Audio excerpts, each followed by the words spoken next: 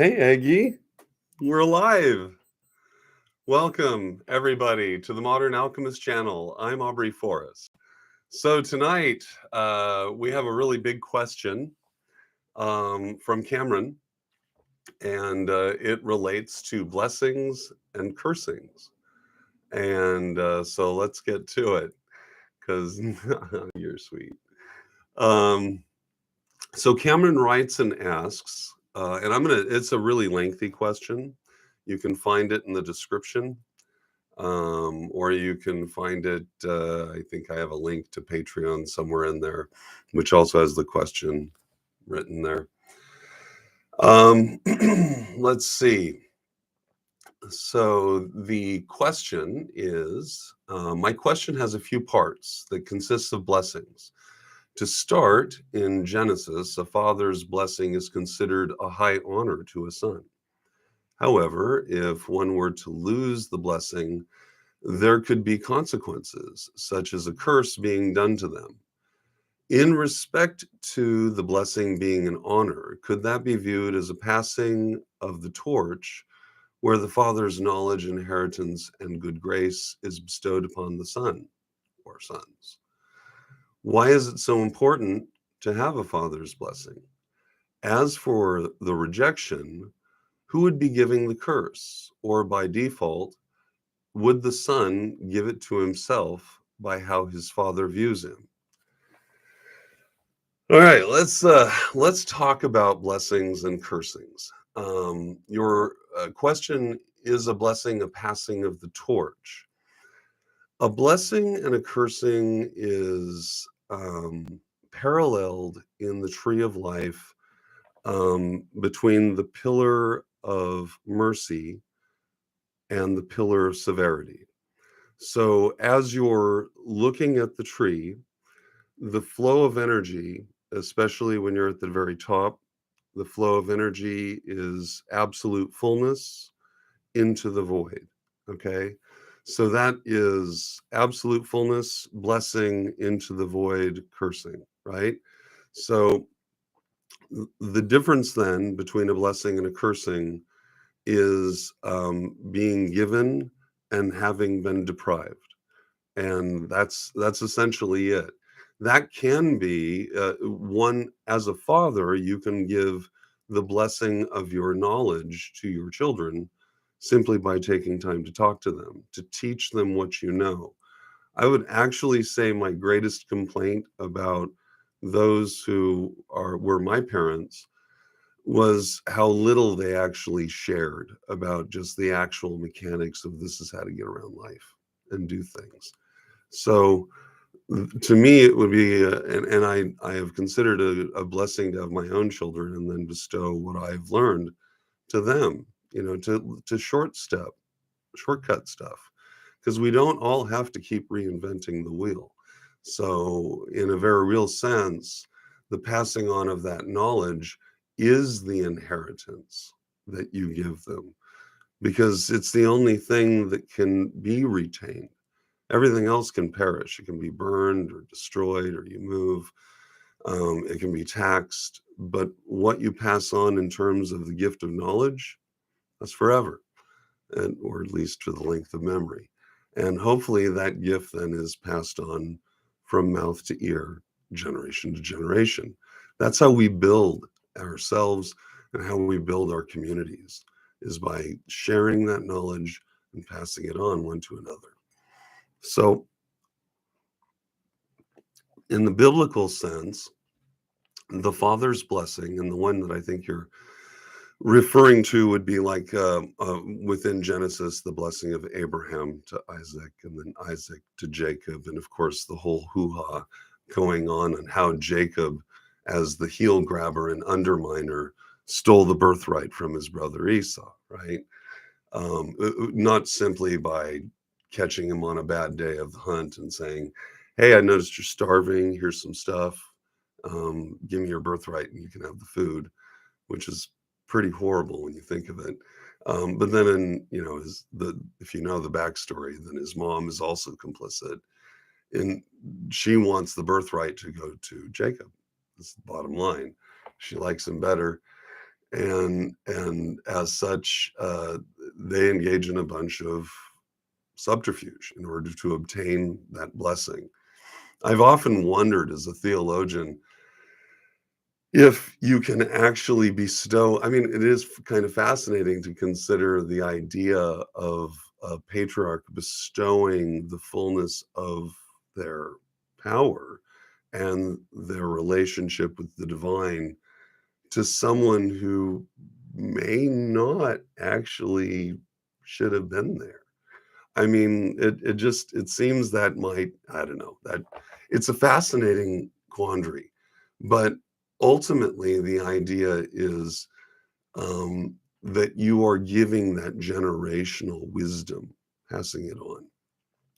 There is an aspect, and when we get into liturgy, and when we talk about the various ideas of priesthood and various churches have varying hierarchies of priesthood that are able or authorized to perform only certain kinds of blessings, right? And so the higher up you go, the more you can bless.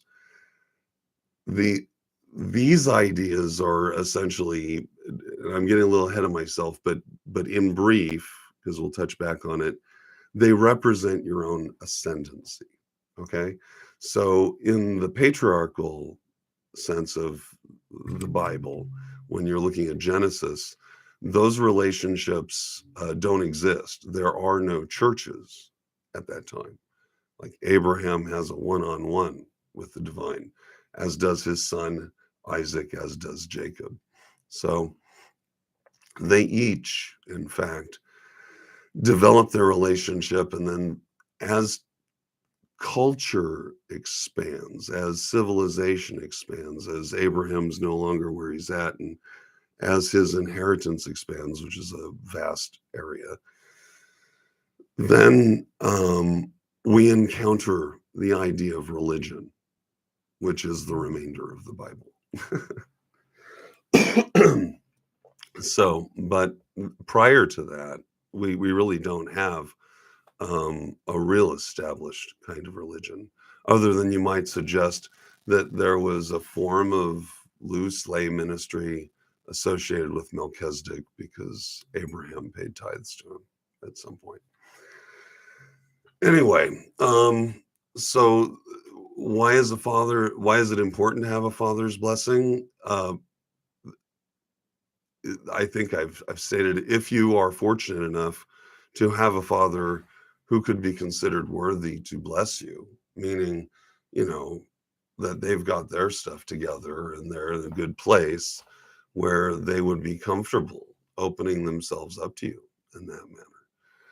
Being a father and having been in the position of providing those kind of things, I find it deeply humbling anytime that I'm ever asked to do that, because you are being asked to provide yourself as a conduit for divine energy, a conduit for the purity of light. And so your question that you always should ask yourself is, how clean is the vessel through which the light is being cast? So hence the humbling experience. But so as for the rejection, who would be giving the curse? Typically, it's the person who has the power to bless has the power to curse. And when you look upon the tree, any sphere that resides higher than any other sphere has the power to bless and or curse. So if you are in Chesed, you have the absolute power over all descending material creation, right? To provide blessings, which is why Jupiter, El, is king, because on the tree, that is the highest form of comprehensible power that exists, meaning that within the comprehension of our minds, when you cross the boundary between Braya, which is the creative realm, where you get Hesed and Gevura and Tiferet. When you go up into Absolute, into the archetypal realm, this is a domain that exceeds actual perception of consciousness, which is why it's being distilled in such monochromatic terms. Not because the forces that are at play there are simple, but because their complexity is of such a state that we can't, at our lower state of intelligence, comprehend them. So we have that. But when you get to the tree and you look at everything beneath that area, those are things that we can understand, so they're presented in colors, which we can identify with and understand their vibratory nature. So each sphere then that descends beneath Hesked can then bestow a blessing or curse to the sphere that is beneath it, and down the tree you go. So it gives you an idea, and that is because the only person that can bestow such a thing, first let me say, it is typically an act of mercy to bestow a blessing or a curse. And the reason why a curse could be a blessing would be because it then is designed to help forge the individual into something that could better receive a blessing at a later date. So in Adam and Eve's case, the ground is cursed for their sake, or because of them, but also because of them, all of us understand and can learn that all spiritual energy is bound up in this material stuff. And so we are, in a sense, in a fallen state, because our only access to that kind of force is often through destruction. And whether that is the annihilation of the self, right, which then allows you to then become one with fullness, or if you're just simply doing an alchemical procedure, bringing the nigredo right, present by burning something into ashes. And so then you're looking at its essential base essence, right? All right, so the next part involves, and let me just take a moment and see if we've got, hi, Cameron. Why is it that for thousands of years stories were passed down verbally? Oh, well, that's also a good question. There is an aspect or quality that is present only when people are in communion with one another, when they're actually talking to each other. We get sort of that here, right, on the internet with live broadcasts and stuff, which is why I've come to really enjoy them, because it helps me feel connected and connection to the world around me. But the most important stories are passed down mouth to ear, even today within temples around the world. There are aspects of that worship which are communicated directly. You don't read about them, you participate in them directly. And as a product of that, you have direct knowledge of that story. In more ancient times, what we would do, and the part that fascinates me as an astrohistorian, is someone who looks at mythology and then looks at the sky and says, aha, you realize that storytelling time was always around a fire at night, and then they'd look skyward, and then they'd point out a constellation, and they'd say, aha, there is Orion. Let me tell you about this guy. Do you see the thing that he's carrying in his big club? And there's his dog, Sirius. And let me tell you about that dog. And they're able to then create within the canopy of the heavens the pictogram of the narrative that then can be passed on for generations. We lose that today. The skies are completely blank. For anyone who lives in a city, it's lost because of light pollution. And we don't know what the sky most people really have no idea what the sky looks like anymore at night. Uh, our fixation is always about the day, but and so we still do tell our stories mouth to ear, but we've evolved the mechanism of our storytelling. So when we look up, we're not looking up at the stars. Well, we kind of are in a way. We're looking at movie stars portraying, instead of a single image, multiple images in sequence. We call them motion pictures. And we watch these stories be trayed with depth and layered significance, which to me is often profound. I was explaining to someone the other day that the HBO Last of Us series, the third episode was deeply layered, the whole story narrative between Bill and Frank. And it wasn't just two guys there. There were multiple other deeper references. And so when you understand that a simple story can then have the symbols necessary to cue in a group of people who are familiar with that dialogue, with that narrative, cue them in so that they get the extra layers. It's like looking at that Kabbalistic tree of life where it has all the extra spheres on it with all the extra color, because it's showing you each sphere can then be presented in four worlds. And so a lot of movies are like that, especially as you become more adept and adapted to the symbols and the language and the art of doing it all together. So yeah, that's and of course, up until recently, we just didn't have the tools at our disposal to do more than tell our stories verbally, right? It's weird how we as human beings, we can live a short period and look around and it just feels like it's always been that way. I was thinking about that the other day. I was like, wow, you'd think that we had always had smartphones and that the world was always exactly as it is right now. And yet, you know, those of us who are old enough, we're like, no, this is not the way it always has been.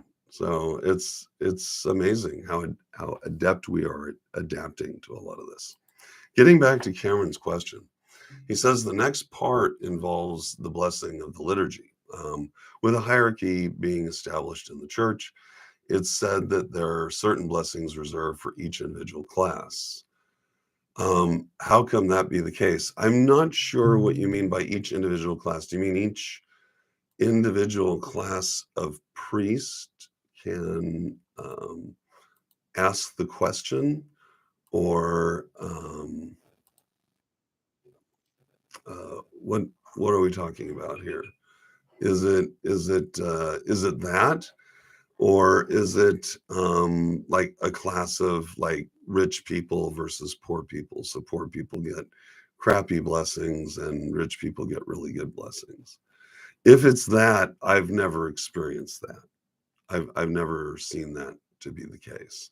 On the other hand, it would be expected, and I have participated in a lay ministry wherein you have degrees of priesthood designation, some of which are age-based, but most of which, are the result of personal worth and time served and knowledge of what it is that you're supposed to be doing at that level.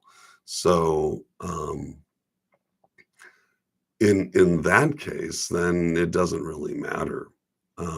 Yeah, so like, okay, so priests are authorized to um, uh, uh, offer a certain degree of blessing, but then everyone above them, right, with a higher pay grade, the Pope can bless the church. So, a cardinal can bless the region that they're in. I mean, if you flip it and you're Mormon, then the prophet gets to bless the church, and the apostles the same difference. They get to bless their regions, and they're in charge of their things. So, and as it scales down, everyone can do that sort of stuff. And it goes up. So if you're talking about paying indulgences, then that's the older school business stuff. That's back in the day when the church would allow wealthier people to provide donations to the church in exchange for a more likely position within the pearly gates. So take that as you will. That's what it used to be. Today we could call it, any other kind of donation or something like that. I don't know. Let's see. Good to see you, Andy, by the way. All right, so for priests, they use a variety of hand symbols while issuing a blessing. The two that came to mind are the blessing of the hand and the laying on of hands. Do these two have any significance on the tree? And if so, where can we relate them to? Well, first off, you're going to find religion pretty much exclusively under the pillar of severity. The reason for it is because religion requires polarity, right? The wheat and the chaff, the good and the bad, the right and the wrong. There's this real, for a religion to truly offer salvation to their people, they have to have something to offer. If they're saying everything is okay, then there's no point to being there other than community. If, on the other hand, they're offering an indulgence or what have you, then that religion is part of that, meaning that those who are outside of it are pagan. They're the outsiders of that core group of people, and as such, they don't get to participate in those blessings, right? So that's and the mechanism of growing that machine of consciousness, which is what religion is, and is a means by which consciousness is honed, directed, and affected. As you grow that by growing your population, there's more strength and potency to that machine for its effect. It's this idea is discussed in the mystical Kabbalah, and let's see, I was just reading that actually. Chapter. How many people do we have right now? Am I really? Oh, we got a couple guys. Well, it's I believe it was chapter 22. Let's see. Well, I can bring that up at another time, I guess. Oh yeah, it was chapter 21. So at the end of chapter 21, Dion Fortune, she's trying to address the idea of what the gods are, right? I mean, it's kind of important to segue into this just a little bit, in that the idea of what gods are and what faith is and how that mechanism operates, because the truth of the matter is there are literally thousands of gods that have existed on this planet within the minds of men and women and children that no one remembers anymore. They either changed their name or they became something else, or they just disappeared. They just vanished because that people no longer believed in them. They no longer followed them. They found a new god, found a new name, and now that old one's gone, except for maybe some obscure record. I mean, if we didn't find some tablets in Sumer, we'd have no idea about the Sumerian gods and all of their stories. Like, zero idea before all that was found. You go back to Tempe, that whole temple structure that they found there, definitely dedicated to different forms of divinity. And the question is, what were their names? We don't know yet. We haven't figured it out. So it to me is fascinating. So she, in the end, what she points out is that, by the way, if you'd like this book, you can get this on Amazon or whatever. It's The Mystical Kabbalah by Dion Fortune. I highly recommend it. It's an excellent read, full of information that'll open the tarot and Kabbalah in multiple ways.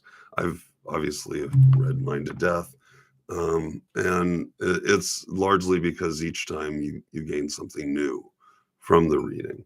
You know, I wonder, copyrighted material, I have to be careful how much I read. They'll demonetize me. Can you believe that? It's very true. I had to learn about that. So I can't really, I don't know what my limit is on how much I can read. I can paraphrase. But if you happen to have this book right here, The Mystical Kabbalah, I'm on page 204. and it's it's in chapter 21. So ultimately what the question is one of the riddles of the Sphinx, which is, do you believe in the gods? And the answer is multifold.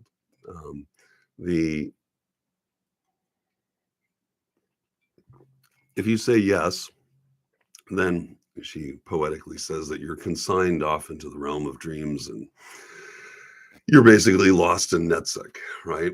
Yeah, there's no way that you're going to be able to get out of there because you're just going to be lost in this realm of illusion. And because the gods are not real, as she says, as personalities, as we understand them, right? But if you say no, then you get returned back into Malkut and the material realm. Because the truth is, they both are and are not real. So the thing then that would qualify for that, by definition, is an egregore, which is essentially a psychic entity comprised of thought stuff. And since we live within the domain of thought, within the material realm, what we think about regularly, what we refine in our minds, what we worship, gains a definite reality. And an effect on our lives, which is measurable to the faithful. So, and undeniable, having seen it from the inside out, inexplicable, if not for the fact that the power of our mind upon the universe and ourselves is great and cannot be underscored enough. Which really, we could go on a whole lot about all that, but lots of highlights and underlining in the book. Oh yeah. Yeah. And writing in the margins. I know I'm so bad. See, writing in the margins. It's what you do when you love something. You share your thoughts so that you'll remember those thoughts later. In this case, the thought is in section 14. She says, taking a chance here, using my radio voice. How do you like that? My radio voice. The gods are emanations of the group mind of races. They are not emanations of Ehe, the one and eternal. Nevertheless, they are immensely powerful, because by means of their influence over the imaginations of their worshippers, they link the microcosm with the macrocosm. For by meditation on the ideal of the beauty of Apollo, the soul of men is opened to the beauty, to the idea of beauty in general. So what she's saying here is that the gods supply themselves as we create them, refine them, and develop them as a machine of consciousness, a literal machine of consciousness, so that we have a living cognitive thought form that we can interact with.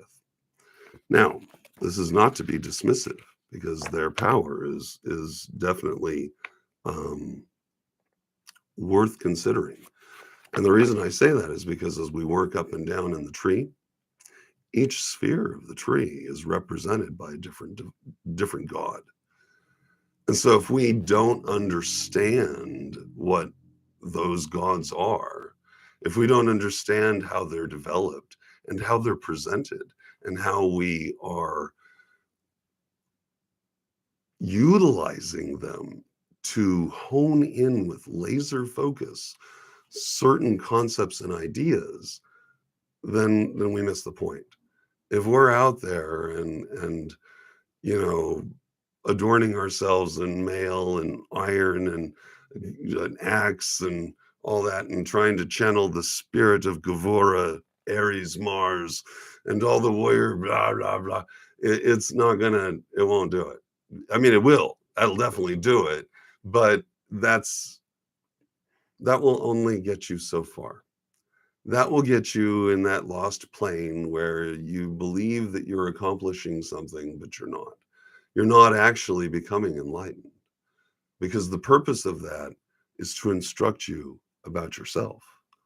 Those divinities are projections of the self, or the potential of self, which is why I really very much still enjoyed the idea of Christ and the selfless sacrifice, the love, the unconditional love, the wisdom, the kindness, the capacity to do great good with fearlessness. These are all things to me that I'm like, those are aspects that, like a contemplation of Apollo to channel beauty, Apollo being the sun, right? Which is what Tiperet is called, right? It's beauty. It also, by channeling those ideals, we, through that entity, through that construct, through that personage, through that divine being, we come in contact with an avatar of the self upon those planes of consciousness with whom we can commune. Someone who is familiar to us, someone that will know us and we can know them. And then the articulation of the aphorism, I am yours and you are mine, becomes meaningful and substantive. So, and then it puts into clarity what she says at the end in section 18.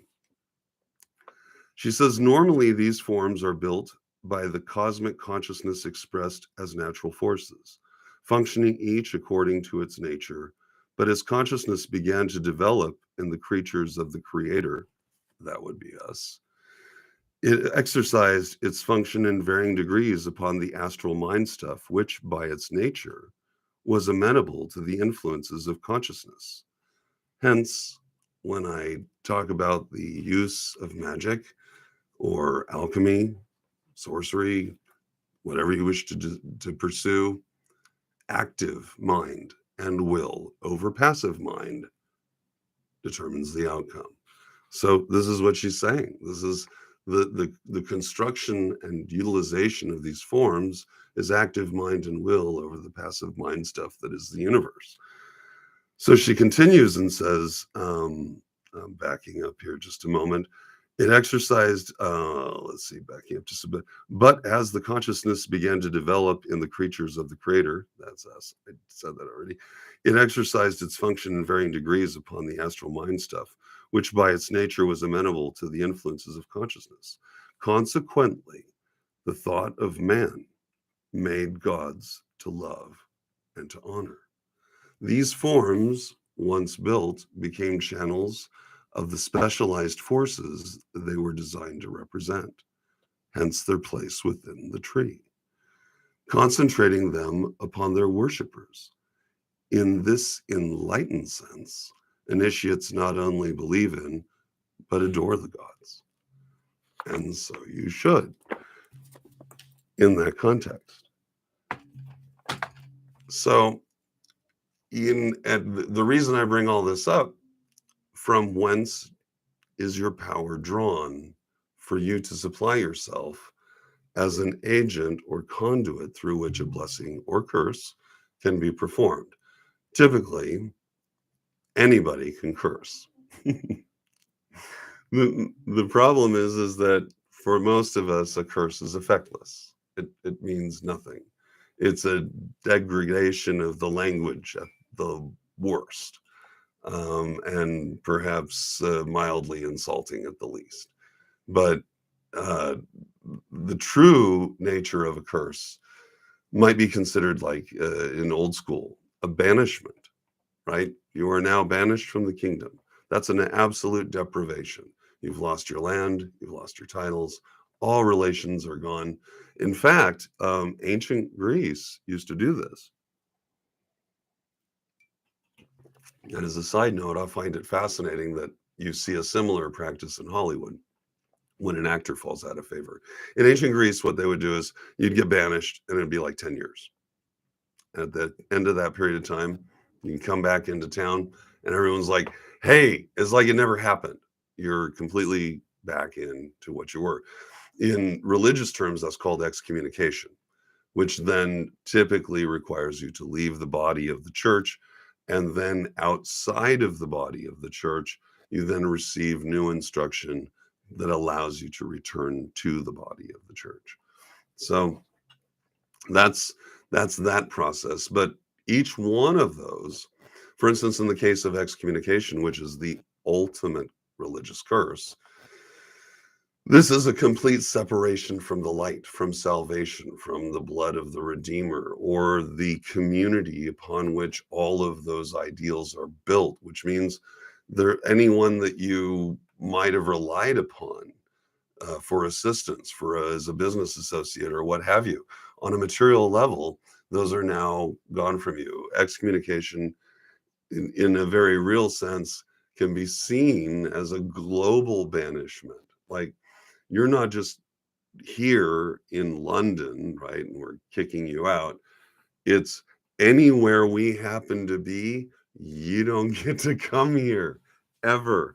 So that's, yeah, it's definitely, I think, rather significant, which is why the church during the 15th and 16th century, as Spain and Portugal was expanding all over the planet, and the Pope had decided to simply sever the planet and have, say, Portugal, you get this part, Spain, you get this part, which explains why Brazil speaks Portuguese and the rest of South and Central America speaks Spanish. It's thank you, the Catholic Church. A resolution of a conflict. But so that expansion during that period, if a ship captain decided to do something that flew in the face of what the presiding bishopric in that area felt was necessary, the church member, the cardinal or whomever, could then threaten excommunication and say, if you don't do this, then you're out, which in that time meant if you're excommunicated and you happen to be a captain of a Spanish galleon, that means you're no longer captain. You might as well not even be Spanish. And then you're just totally boned. So a great example of this is Henry Cavill's Shogun, by the way. It's a really thick book, but that's where I learned a lot of this, by the way. It's a really, Henry Cavill used to write these amazingly dense treatments of historical material, historical fiction. Um, let's see, was it Richard Chamberlain? Was it Richard Chamberlain? It was Richard Chamberlain, wasn't it? Richard Chamberlain did the Shogun miniseries. Oh my goodness. Do I get a nerd card? Do I get that for, yeah, points? All right. So let's get back at it. So for priests, oh yeah, okay, I covered the priest stuff. Let's the last part, let's say, is there a meaning? Do these two have any significance? Okay, the laying on of hands is, and as opposed to in nomine Patris Sanctum Sanctorum Spiritus Sancti. Okay, that one, right, where you're doing the thing, that you're creating the crucifix form, right? And you're calling upon the lines of the cross which could be seen as the four fixed points or constellations upon which the Son of God is crucified. So that's why when you walk around the Catholic Church, the Pope has like this big thing, and it looks like that, like it's just a big sun, right? It's stylized a little cross, but that's that. They all have it, the little ring around it with the cross. It's all the same thing, and it's been that way for a long time, by the way. So don't think they get credit. You can find, I have a statue of Shiva. It's in the other room, but he's doing the dance, and his hair is wild, right? And his hair is going out to the sides and up like this, and so his head is then the sun, right, crucified. And of course, those are the four rivers leading out of the garden. There's so many cool things we can talk about, but that's yeah, well, that's all that fun stuff. Not sure how we got to that, other than the blessing, right? The Stations of the Cross. When one lays one's hands upon another, this is a classical actual. Remember, I said spirit energy and everything to do with the spirit is locked into physical form. It is inaccessible except for through this. Nothing else can penetrate. You gotta go through your body, your heart, your mind, and all of the crud that's tied to the body. That's the lens through which your spirit and the spirit is then measured. And the spirit can be seen as the force, the chi of the universe, the flow of the all, which is pulsing through all things as a result of the ultimate emanation of light, right? So it's all of those things. Whatever you wish to designate it, there have literally been thousands of names to describe the same thing, and that thing is our yearning to maintain contact, because we are separate. So when we reach out and we lay our hands upon, I know, lots of segues. Well, you know, what else am I going to do? Live show, right? Is that okay? Are the segues good? If they're bad segues, like Fruit Loops and no nutrition, you let me know. But if they're good, let me know. I guess I can limit the segues. But definitely, and I do circle back around. The idea here is, again, going back and forth to the source of your power. So the idea of the laying on of hands, that's you drawing from the self and then administering that directly by touch to another person, usually through the crown of the head. So that's fine. Oh yeah, well, they are all connected. In my brain, it's like one big lattice work. And so what I'm doing visually in my head is I actually can see it as a series of connections. And so I'm just kind of picking. Imagine like you know, those walls, you know, the conspiracy theory walls, and they have all the little thumb tacks in there and yarn going everywhere. Okay, then the next level up was in the Robert Downey Jr. Sherlock Holmes movie.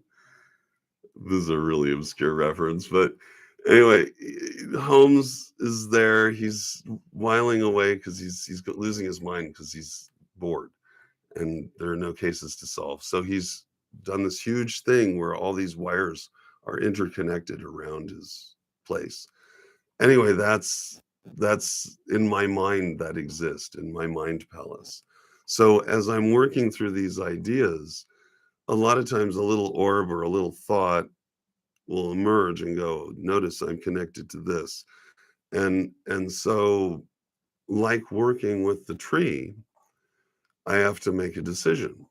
Do I talk about a crossroad, which would be a Sephiroth, or do I talk about the road, which would be one of the major arcana and the paths between the spheres? And then do I talk about the one that it's connected to? And I want to talk about all three. So it takes me a moment to work around, but you are getting to see my brain in process. So I hope that's okay.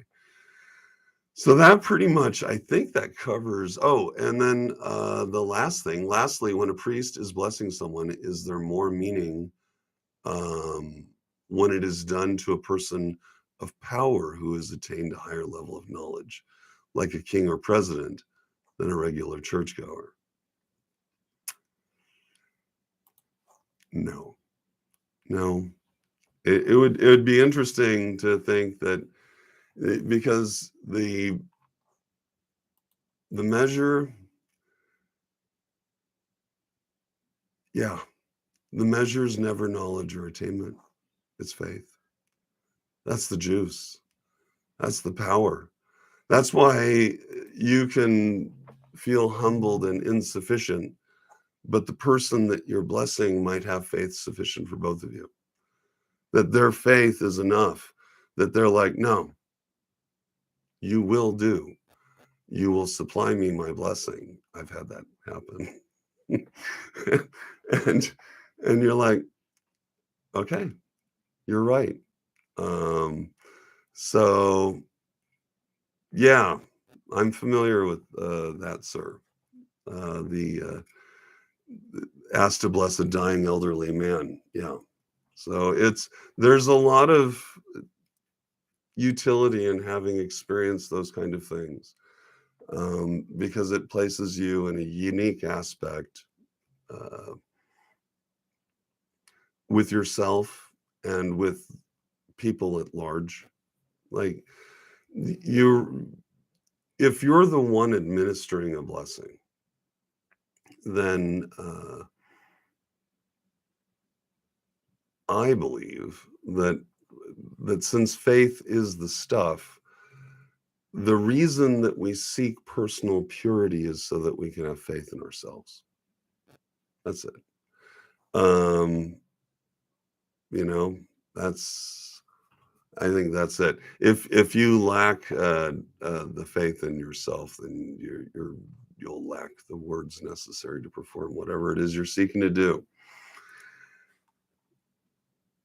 That's beautiful. Yes, you blessed him that he would be greeted by angels, but more for his family. Yeah, I've been in those. That's a tough spot, but the truth is, again, we talked about that machine of consciousness. It's one of those things where you realize that the picture's a little larger than what we're typically told, at least from my perspective. And so it expands to more than than just a traditional scaled down godly narrative. It's more. And when you realize that that narrative is not the end all be all, when you realize that narrative is in fact the stepping stone needed to get you to the next place, then by honoring that narrative, you're able to get there. Which is why, to circle back, we used to always tell each other stories, and we still do. It's so that we can use examples. So today, our stories now, if I want to talk mythology, a lot of our stories that are most easily discussed are broken down by the Marvel Cinematic Universe or the DC universe, because everyone knows who Superman is, or, everyone knows who certain Marvel characters are, significance. And then you can talk about their power and the relationships they have with each other and see that play out as a characterization, perhaps a scaled down version of one of the divine characters presented on the tree.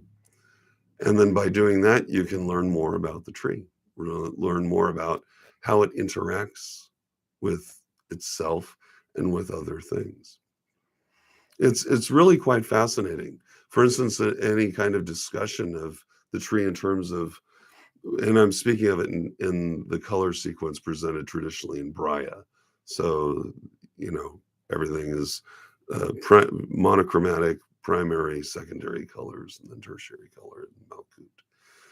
Um, in in that context, when you're looking at it, you can then embody the tree and its characteristics because you have the complementary opposite colors, and see how they relate to each other and how they interact over the midplane of Tiprit. So, well, this has been fun, you guys. Do we have any other questions?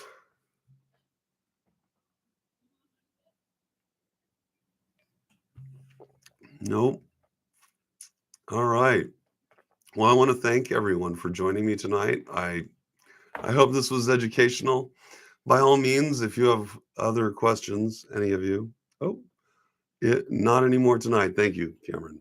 Yeah, if you guys have any other questions, feel free to message me and email me, whatever. Comment in the comments section, and I'm more than happy to check it out.